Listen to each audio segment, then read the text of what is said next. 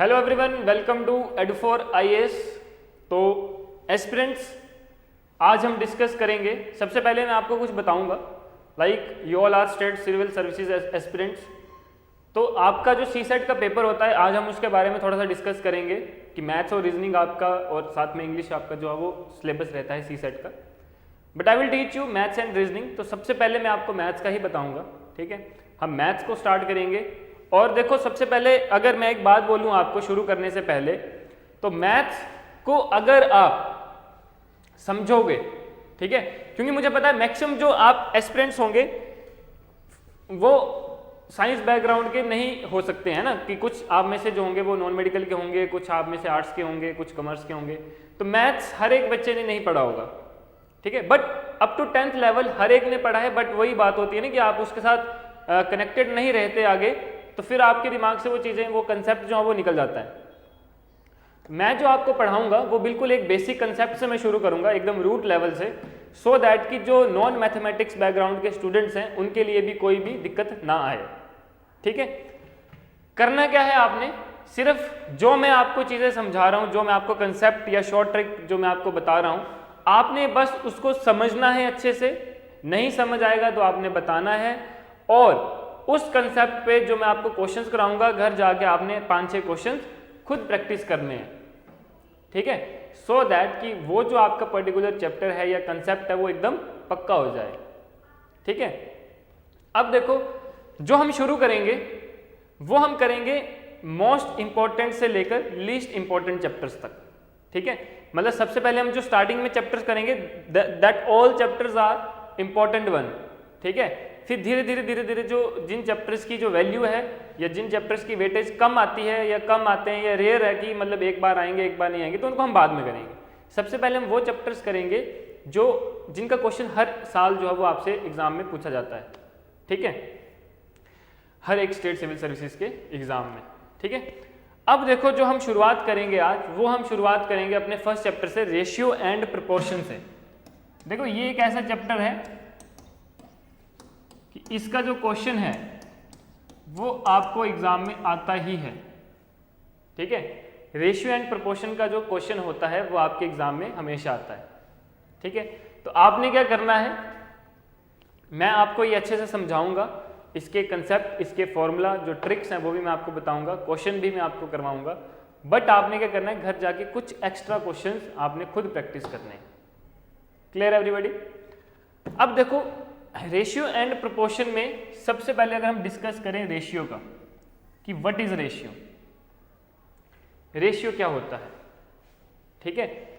तो रेशियो की अगर हम बात करें, रेशियो क्या है आपका, अगर सिंपल लैंग्वेज में अगर हम समझें तो व्हाट इज रेशियो, रेशियो ज्यादा कुछ नहीं है। जब हम कोई भी दो या दो से ज्यादा सिमिलर क्वांटिटीज को जब हम आपस में कंपेयर करते हैं तो वो क्या बोला जाता है, रेशियो। सपोज करो आपके पास एक क्लासरूम है, आप क्लास में बैठे हो, क्लास में आपके पास मान लो 40 स्टूडेंट्स हैं। आपको बोला है कि इन 40 स्टूडेंट्स में से, मतलब आपके पास एक डाटा है 40 स्टूडेंट्स का, आपको बोला कि what are the ratio of boys and girls in a particular class, ठीक है। सपोज करो अगर आपकी क्लास में 10 लड़कियां हैं, 30 लड़के हैं, तो गर्ल्स एंड बॉयज की रेशियो क्या हो जाएगी, 10:30, यानी कि 1:3। तो ये क्या हो जाएगी, एक पर्टिकुलर रेशियो। हालांकि डाटा सिमिलर है, सिमिलर इन द सेंस कि एक ही क्लास का डाटा है, लेकिन उसको क्वांटिटीज को कंपेयर कर दिया आपने, यानी कि बॉयज और गर्ल्स को कंपेयर कर दिया, है ना। तो ये क्या बन जाती है आपकी रेशियो, मतलब 2 और more than 2 quantities, similar quantities को आपस में आपने कंपेयर कर दिया, तो what is that, ratio. Clear यहां तक? अब देखो, कुछ टाइप्स आती हैं रेशियोज की, टाइप्स ऑफ रेशियो, ठीक है, रेशियो की टाइप्स। अब देखो क्या है टाइप्स ऑफ रेशियो में, आप सबसे पहले जो आप पढ़ोगे, first is duplicate ratio,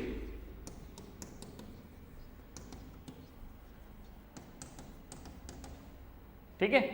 duplicate ratio क्या होता है आपका, सपोज करो आपका 1:3 गिवन है, ठीक है। आपको बोला कि फाइंड द डुप्लीकेट रेशियो 1:3, तो डुप्लीकेट रेशियो क्या हो जाएगा आपका कि 1:3 का डुप्लीकेट, यानी कि 1 का स्क्वायर रेज टू 3 का स्क्वायर, यानी कि आप मान लो कि x का स्क्वायर रेस टू y का स्क्वायर। अगर आपको x रेस टू y एक रेशियो गिवन है और आपको बोला कि what are the duplicate ratio of x raise to y, simple आपने क्या करा, x square raise to y square. ठीक है। सेकंड आता है आपके पास सब डुप्लीकेट रेशियो।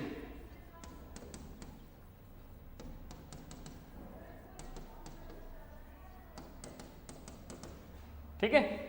सब डुप्लीकेट रेशियो क्या होती है आपकी, सब डुप्लीकेट रेशियो में आप पढ़ते हो, जैसे डुप्लीकेट में क्या था कि आपने स्क्वायर कर दिया, सब डुप्लीकेट में क्या करना है, आपने स्क्वायर रूट, यानी कि जो गिवन रेशियो दी है उनका स्क्वायर रूट कर दिया, तो वो क्या बन गई आपकी सब डुप्लीकेट रेशियो। क्लियर यहां तक? आगे चले। थर्ड आता है आपके पास ट्रिप्लीकेट रेशियो।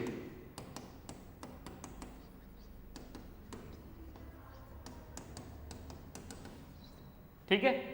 ट्रिप्लीकेट रेशियो क्या होती है, देखो डुप्लीकेट में आपने क्या करा था, स्क्वायर करा था, ट्रिप्लीकेट मतलब triple, triple in the sense कि x cube raise to y cube.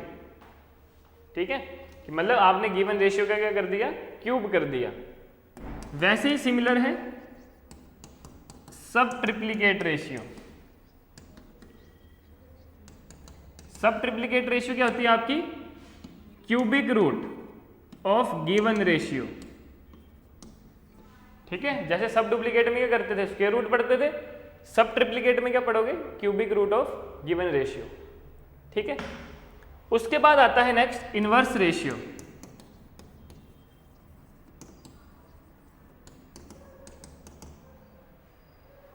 ठीक है, इनवर्स रेशियो। इनवर्स रेशियो क्या होती है कि मान लो अगर आपके पास x रेस टू y एक गिवन रेशियो है, इसका इनवर्स क्या हो जाएगा, y रेस टू x, मतलब कि इंटरचेंज कर दोगे पोजीशंस को, तो वो क्या हो जाएगा, inverse ratio. After that last one is compound ratio.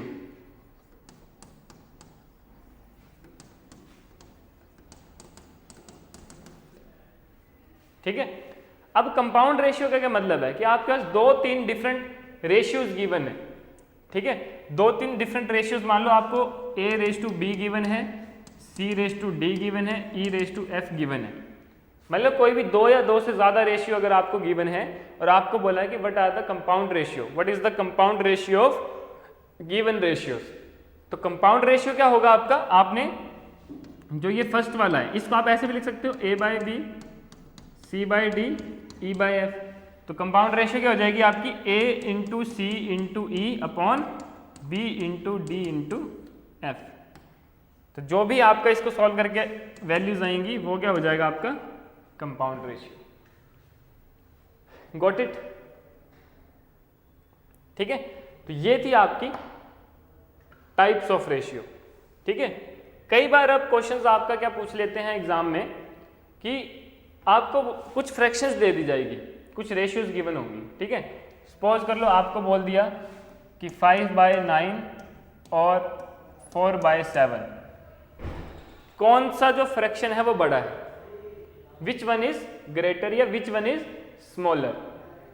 सबसे पहले क्या करना है आपने, देखो आप में से जिसको पता नहीं होगा ट्रिक, वो मैं ट्रिक अभी आपको बताऊंगा, जिसको ये ट्रिक नहीं पता होगी वो क्या करेगा, डिवाइड कर देगा, पॉइंट्स में आंसर लिखेगा, फिर देखेगा कि पॉइंट में कौन सा बड़ा आता है, वो आपका ग्रेटर हो जाएगा। बट जिसको ट्रिक पता है वो इसको चुटकियों में सॉल्व कर लेगा। कैसे? 5/9 और 4/7 है।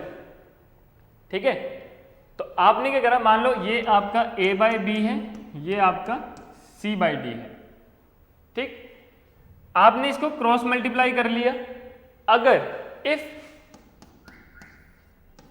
AD ग्रेटर देन BC, ठीक है, अगर AD ग्रेटर देन BC है तो मतलब क्या है कि आपका जो फर्स्ट वाली रेशियो है 5/9 ये क्या है, बड़ी है। But if AD less than BC तो इसका मतलब ये वाली जो रेशियो है वो छोटी है।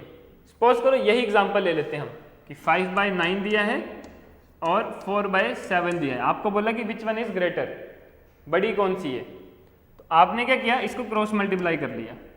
7 5 जा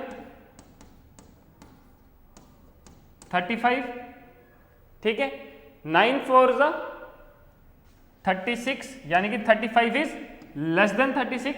तो इसका मतलब कि ये जो रेशियो है वो छोटी है, तो बड़ी कौन सी हुई 4/7, यानी कि 4/7 is greater than 5/9। Got it? ठीक है, इस तरह से भी कई बार क्वेश्चन आ जाता है आपका। क्लियर?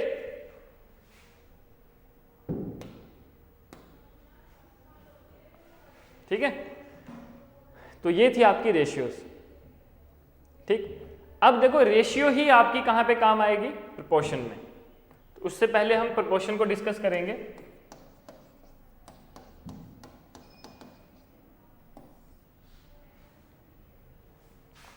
ठीक है, प्रोपोर्शन, व्हाट इज प्रोपोर्शन? अगर आपने पढ़ा होगा, ठीक है, या जिसने नहीं भी पढ़ा है तो मैं आपको बताऊंगा प्रोपोर्शन क्या होता है। रेशियो में आपने क्या पढ़ा कि 2 और मोर देन 2 सिमिलर क्वांटिटीज की comparison. And what is proportion? When you compare 2 और मोर देन 2 रेशियोज। मतलब अब क्या कर रहे हो आप? रेशियोज को कंपेयर कर रहे हो। कैसे?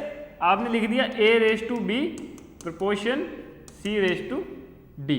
तो मतलब क्या कि अब आप 2 रेशियोज को कंपेयर कर रहे हो आपस में। ठीक है, या 2 से ज्यादा भी हो सकती हैं। जब आप इनको कंपेयर कर रहे हो, ठीक है, जब 2 रेशियोज को आप कंपेयर कर रहे हो, वो क्या बनता है आपका? प्रोपोर्शन। क्लियर?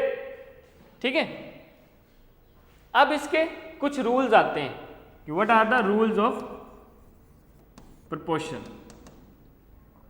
ठीक है, अब देखो रूल्स में क्या आता है। सबसे पहले अगर हम रूल की बात करें तो रूल 1 क्या बोलता है आपका कि अगर आपके पास इस तरह से वैल्यू कोई गिवन है,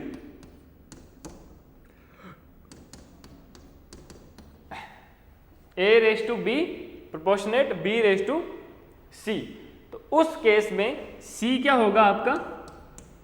थर्ड प्रोपोर्शनल। अब आप बोलोगे सर इसमें बड़ी बात क्या है, ये तो हो जाएगा। लेकिन एग्जाम में क्वेश्चन कैसे पूछते हैं आपको?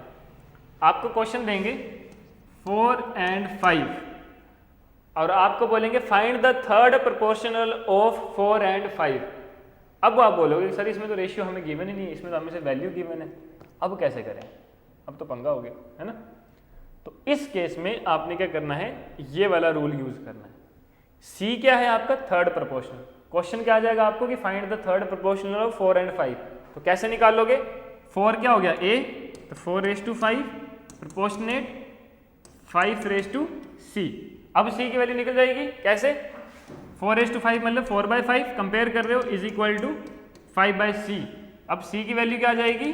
5 × 5/4। ठीक है, मतलब C की वैल्यू क्या आ गई आपकी? B²/A। ठीक है, तो इस तरह से आप ये फर्स्ट रूल जो है वो करते हो। क्वेश्चन आ जाएगा find the third proportional of 4 and 5, you can just simply put the values and find the answer. Got it? Rule number second क्या होता है? रूल नंबर सेकंड आपका क्या बोलता है कि A/B प्रोपोर्शनेट C/D। ठीक है, इस केस में जो ये आपका D है इसको क्या बोलते हैं? Fourth proportional. ठीक है, क्वेश्चन क्या आएगा आपको कि find the fourth proportional of 2, 6 and 7। Suppose करो इस तरह से कोई क्वेश्चन आ गया कि find the fourth proportional of 2, 6 and 7। तो you what you have to do? Just put the value 2/6/7/D। Now you can easily find out the value of D, है ना? क्या करोगे? 2/6 is equal to 7/D and D is equal to 6 × 7/2। अगर इस case में समझें तो what is D? D is equals to B × C/A। ठीक है, तो this is how you can find out the fourth proportional या value of fourth proportional. Got it? देखो ज्यादा मुश्किल नहीं है, बस आपको समझनी है चीजें। एग्जाम में क्या होगा? देखो दो चीजें होंगी एग्जाम में, या तो जो आपका क्वेश्चन होगा वो आपको डायरेक्ट पूछा जाएगा इस तरह से, या फिर आपको स्टेटमेंट गिवन होंगी। ठीक है, आपको कोई एक स्टेटमेंट गिवन होगी अब आपने क्या करना है, उस स्टेटमेंट से खुद रेशियो फॉर्म करके उसको सॉल्व करना है। तो दो चीजें होंगी। दोनों चीजें कब आप कर सकते हो, जब आपका कंसेप्ट और बेसिक टर्म्स क्लियर होंगे। ठीक है, व्हेन योर कंसेप्ट और basic terms are clear you can easily do any type of question. ठीक है, आप किसी भी टाइप का क्वेश्चन कर सकते हो जब आपका रूट्स, आपका बेस स्ट्रॉन्ग है। ये जो है, जो मैं अभी आपको करवा रहा हूं, ये बेस है, ये रूट्स है रेशियो एंड प्रोपोर्शन का। क्वेश्चन मैं आपको करवाऊंगा कि किस तरह से क्वेश्चन आपके आते हैं। What it. अब देखो, इसके बाद आता है रूल 3। रूल 3 क्या होता है आपका, मीन प्रोपोर्शनल। जैसे अभी आपने थर्ड प्रोपोर्शनल, फोर्थ प्रोपोर्शनल पढ़ा, अब आता है मीन प्रोपोर्शनल। ये आपको बोलेंगे फाइंड द मीन प्रोपोर्शनल। आपको बोलेंगे कि find the mean proportional between A and B. A और बी का मीन प्रोपोर्शनल निकालो। तो what is mean proportional of A and B? M P is equal to under the root A into B. तो जो भी आएगा answer वो क्या हो जाएगा, mean proportional of two values. Clear? चलो, अब देखो कुछ अदर चीजें आपको जो है वो आनी चाहिए। ठीक है, अगर आप रेशियो एंड प्रोपोर्शन पढ़ रहे हो। सबसे पहले आता है आपका कंपोनेंडो एंड डिविडेंडो। इनको अलग अलग भी समझेंगे और इनको साथ में भी समझेंगे। Componendo and dividendo.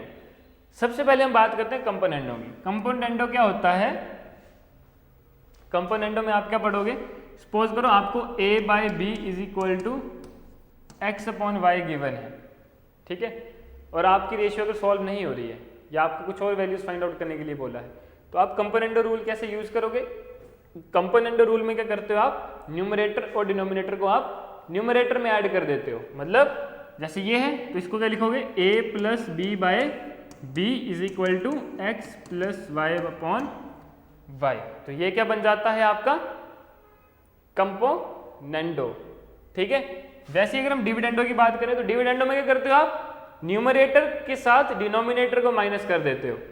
यानी कि अगर सेम यही वैल्यू गिवन है तो आप क्या लिखोगे डिविडेंडो में, a minus b by b is equal to x minus y by y. तो ये क्या हो जाएगा आपका डिविडेंडो। जब आप इन दोनों को साथ में पढ़ोगे, मतलब कंपोनेंडो एंड डिविडेंडो, उस केस में आप क्या लिखोगे, a plus b upon a minus b is equal to x plus y upon x minus y. ये हो जाता है आपका कंपोनेंडो एंड डिविडेंडो। ये सिंपल क्या है, कंपोनेंडो रूल, ये डिविडेंडो रूल एंड ये कंपोनेंडो एंड डिविडेंडो रूल। मतलब एक ही उसमें आपने दोनों चीजों का यूज कर लिया। ठीक है, किसी क्वेश्चन में यूज हो जाता है ये भी। ठीक है, क्लियर? अब आगे चलते हैं। अब आती है कुछ आपके पास other techniques to find the ratios. ठीक है, सपोज करो आपको जो है a रेस टू बी और आपको दिया है, मान लो a रेस टू बी आपको ये दिया है। ठीक है, यहीं लिखता हूं मैं, a रेस टू बी आपको क्या गिवन है, a रेस टू बी, और b रेस टू c आपको क्या गिवन है, x रेस टू y। ठीक है, मतलब कि a रेस टू b आपको क्या है, a raise to b given है, b रेस टू c आपको x raise to y given है। आपको बोला कि find the value of a raise to b raise to c। अगर इसकी वैल्यू फाइंड आउट करनी है तो बताओ क्या होगी। ठीक है, तो अब ये कैसे फाइंड आउट करोगे, सिंपल देखो, समझना है आपने अच्छे से। कैसे फाइंड आउट करोगे, ये आपने इसको लिखा a रेस टू b, इसके नीचे लिखा x रेस टू y। ठीक है, अब आपने कैसे चलना है, इस तरह से।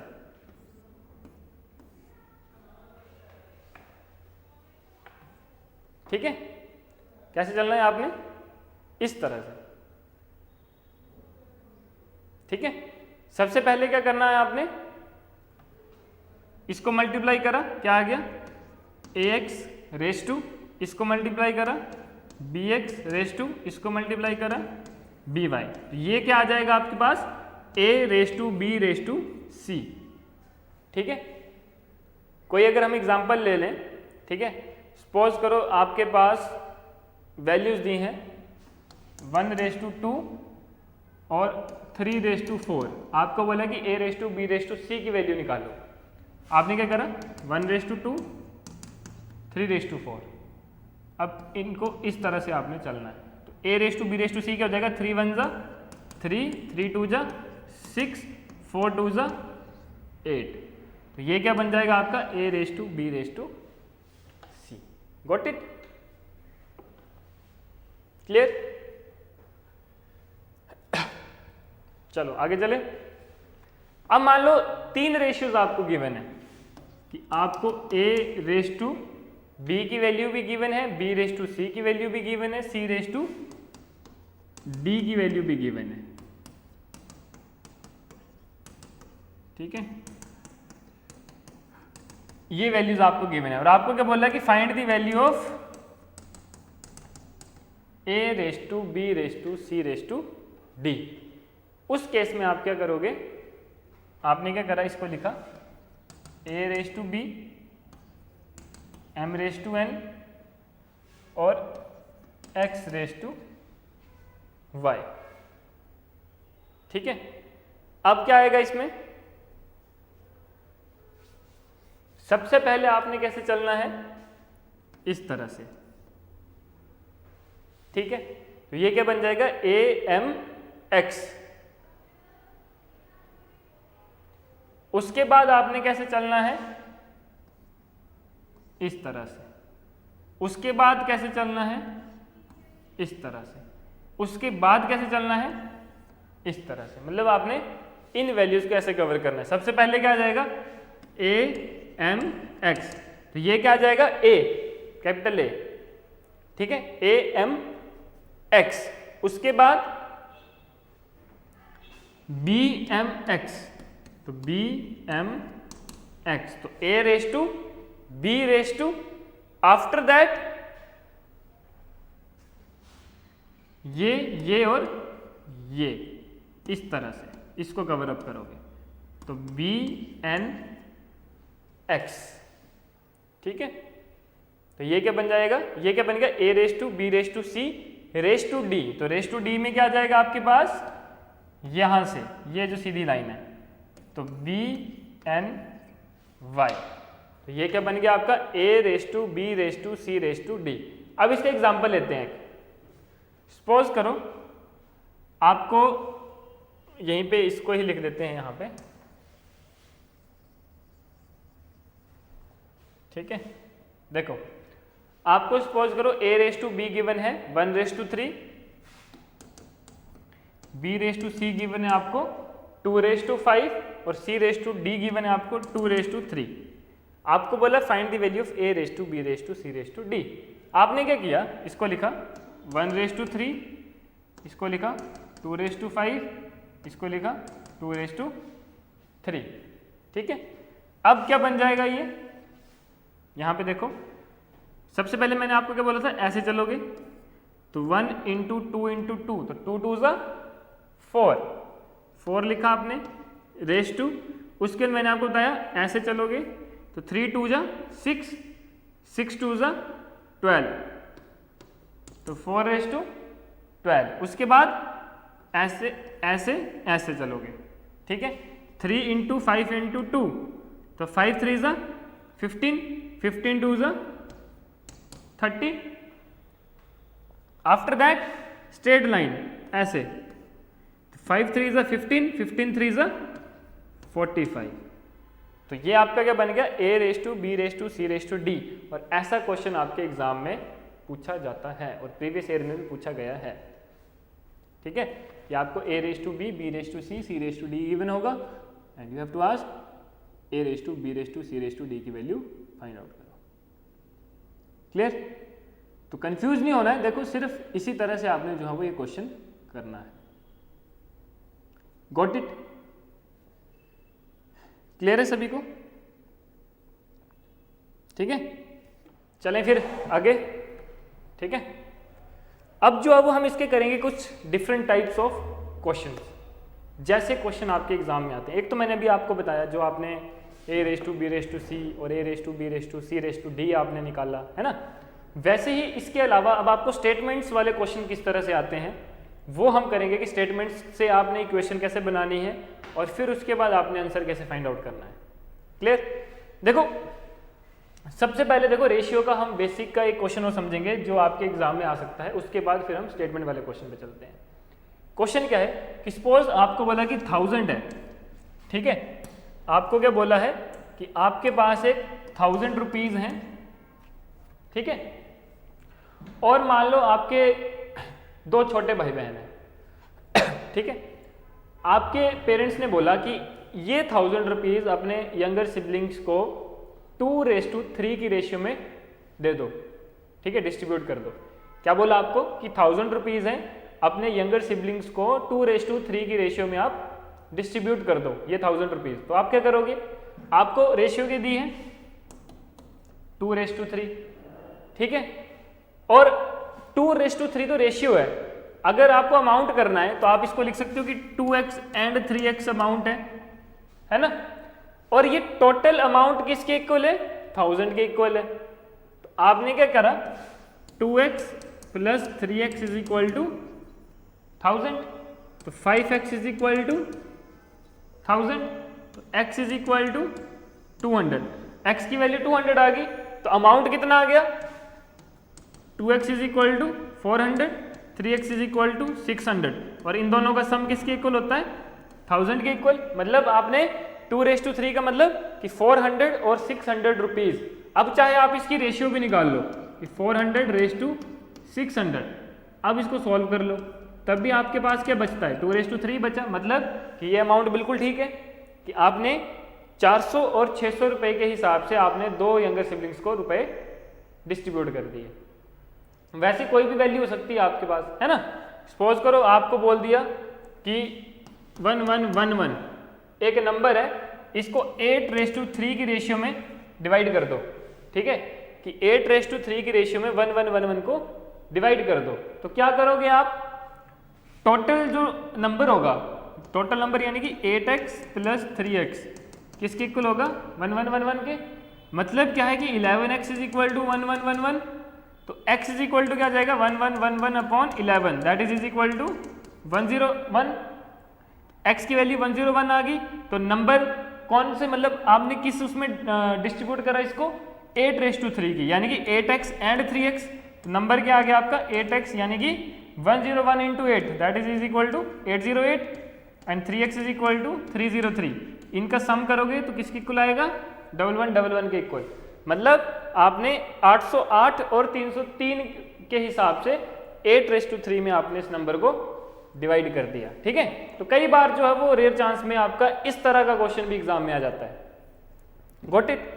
वैसे ये मतलब 2 रेशियो दिए हैं, यहाँ पे अगर 3 दी होती कि 2:3:1 है ना, तब आपने क्या करना था 2x plus 3x plus x, ठीक है, और फिर आपने 3 अमाउंट निकाल लेने थे, यहाँ पे 3 निकल जाने थे, है ना, कि 3 बंदे हैं, 3 भाई बहन है, तो उनको किस तरह से आपने डिस्ट्रीब्यूट कर दिया। क्लियर। इस तरह से आपने ये वाला क्वेश्चन करना होता है। Got it. Clear everybody. अब देखो इसके अलावा और क्या होता है आपके पास। अब आते हैं आपके पास स्टेटमेंट के क्वेश्चन। स्टेटमेंट के क्वेश्चन कैसे आते हैं आपके, देखो एक तो आपको इनकम के ऊपर आ सकता है, एक आपको नॉर्मल नंबर्स का क्वेश्चन आ सकता है ना।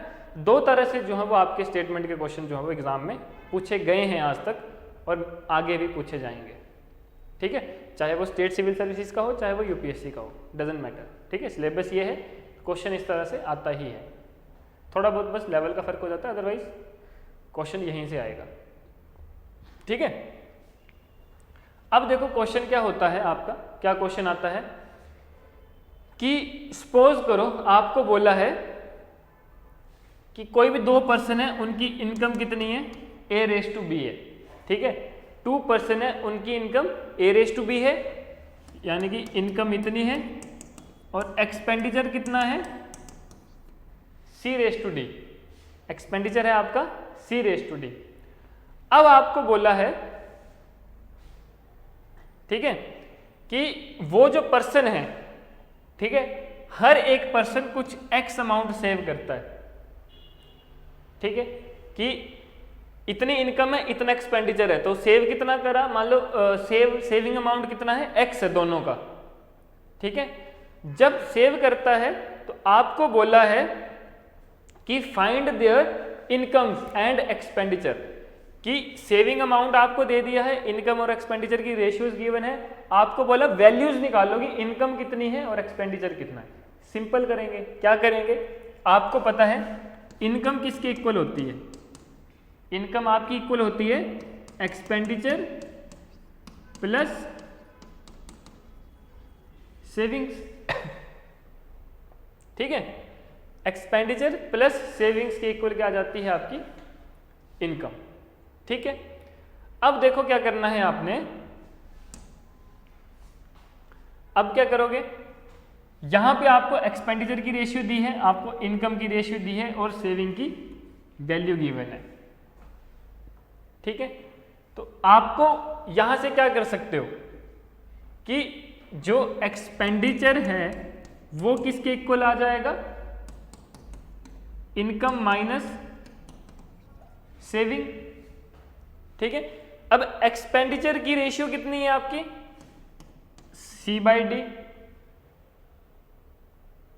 ठीक है,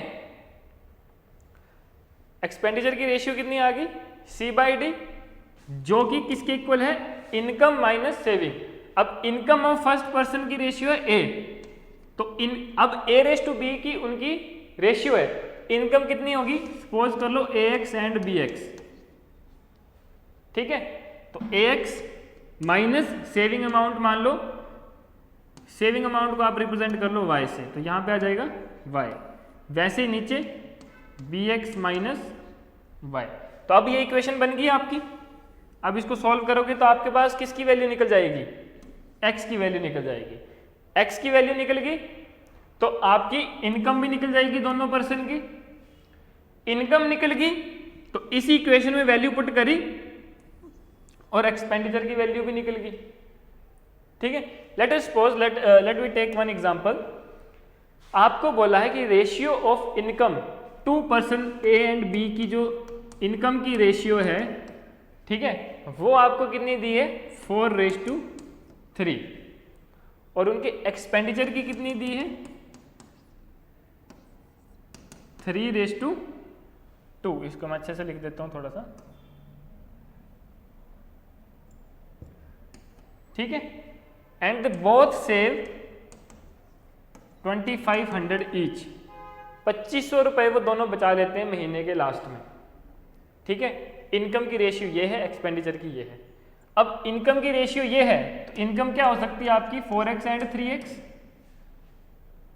ठीक है। अभी मैंने आपको बताया कि एक्सपेंडिचर किसके इक्वल होता है, इनकम माइनस सेविंग, ठीक है। एक्सपेंडिचर की रेशियो कितनी है, 3/2, 3/2 आपने लिख दिया यहाँ पे, ठीक है। That is equal to income minus saving, तो इनकम A की कितनी है, 4x, और A की सेविंग है 2500, वैसे ही अपॉन B की कितनी है, 3x माइनस 2500। अब क्या होगा, इक्वेशन बन गई, क्रॉस मल्टीप्लाई करोगे किसकी वैल्यू निकल जाएगी, x की वैल्यू निकल जाएगी, ठीक है। अब जब आपने इसको क्रॉस मल्टीप्लाई करा, x की वैल्यू कितनी आ गई आपके पास, 2500, ठीक है। तो अब x की वैल्यू 2500 आ गई, तो इनकम क्या आ जाएगी आपकी, 4x 3x, यानी कि 4 × 2500 विच इज इक्वल टू 10,000, और 3x यानी कि 7500। तो इनकम ऑफ A कितनी आ गई, 10,000, इनकम ऑफ B कितनी आ गई, 7500। अब आपको बोला कि एक्सपेंडिचर भी निकालो, तो एक्सपेंडिचर किसके इक्वल होता है, इनकम माइनस सेविंग।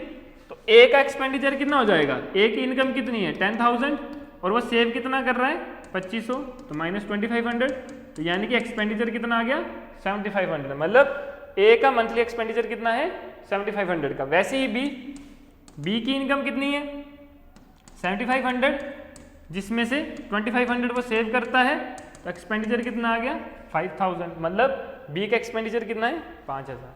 तो इस तरह से आपने इक्वेशंस फॉर्म करनी है और फिर उनको सॉल्व करना है। क्लियर? ठीक है, तो एक तो ये क्वेश्चन की टाइप है। दूसरा नंबर्स का आ सकता है, जैसे ये इनकम और एक्सपेंडिचर का था, अब नंबर्स आपको बोल सकते हैं। नंबर्स कैसे कि आपको बोला है कि 2 नंबर्स हैं जो कि किस रेशियो में है, 2:3 की रेशियो में है। अब आपको बोला कि इन ये जो नंबर है इस रेशियो में है। अब बोथ नंबर के साथ आपने 15 को ऐड करा दोनों नंबर्स के साथ, ठीक है। अब जो नई रेशियो बनेगी वो कितनी बनेगी, 11/14 यानी कि 11:14। अब देखो क्वेश्चन को समझो क्या बोला है। पुरानी रेशियो कितनी है, 2:3, तो नंबर क्या होगा, ये तो नंबर्स की रेशियो है ना, तो नंबर्स क्या होंगे 2x एंड 3x। आपने लिख लिया यहाँ पे 2x। अब बोला दोनों नंबर्स के साथ जब आप 15 को ऐड करते हो तो नई रेशियो ये बनती है, दोनों नंबर यानी कि 2x एंड 3x दोनों के साथ आपने 15 को ऐड कर दिया, तो न्यू रेशियो क्या बन गई 11/14 बन गई इक्वेशन। क्रॉस मल्टीप्लाई कर लोगे, x की वैल्यू आ जाएगी, x की वैल्यू आ गई, यहाँ पुट कर लोगे तो आपके पास जो 2 नंबर हैं उनकी वैल्यू भी आ जाएगी। ठीक है, तो इस तरह से जो है वो आपने क्वेश्चन सॉल्व करने हैं। यही 2 टाइप हैं जो आपके जो रेशियो एंड प्रोपोर्शनल वाले चैप्टर से आ सकती हैं as a equation question. Got it? ठीक है, बस ज्यादा से ज्यादा क्या होगा, प्लस की जगह यहाँ पे बोलेंगे ऐड की जगह सब्ट्रैक्ट हो रहा है, तो सब्ट्रैक्ट में क्या कर दोगे, यहाँ माइनस कर दोगे, है ना। तो इस तरह से आपके क्वेश्चन आते हैं। बस आपको क्या है कि जो कंसेप्ट मैंने पढ़ाया है, समझाया है, बस उसको समझो, क्वेश्चन खुद ब खुद हो जाएंगे। ठीक है, जो मैंने आपको एक एक क्वेश्चन की जो एक एक टाइप करवाई है मैंने, इन्हीं से ही रिलेटेड, यहीं से ही क्वेश्चंस आपके अलग अलग बनते रहते हैं। प्लस की जगह माइनस हो जाएगा, माइनस की जगह प्लस हो जाएगा, बस यहाँ पे। ठीक है, अब जो इनकम वाला क्वेश्चन था उसमें आपको क्या पता एक्सपेंडिचर गिवन हो और आपको सेविंग निकालनी हो, है ना, बाकी तरीका तो वही है। तो इस तरह से जो है वो आपका क्वेश्चन एग्जाम में आता है यहाँ से। ठीक है, तो this is your ratio and proportion. अब आपने क्या करना है, सिर्फ जो मैंने आपको करवाया है, समझाया है, पढ़ाया है, इनसे रिलेटेड बस 5-5, 10-10 क्वेश्चन आपने एक्स्ट्रा करने हैं, दैट्स ऑल। ठीक है, इतना भी कर लोगे सफिशिएंट है, आपका कंसेप्ट, आपका चैप्टर जो है एकदम क्लियर हो जाएगा। Got it? ठीक है, तो ये सब चीजें आप अब प्रैक्टिस करना घर में। ठीक है, कोई डाउट होगा तो लेट अस नो। ठीक है, okay guys, so this is all your ratio and proportion. In next lecture we will start our next chapter. Okay, thank you, जय हिंद।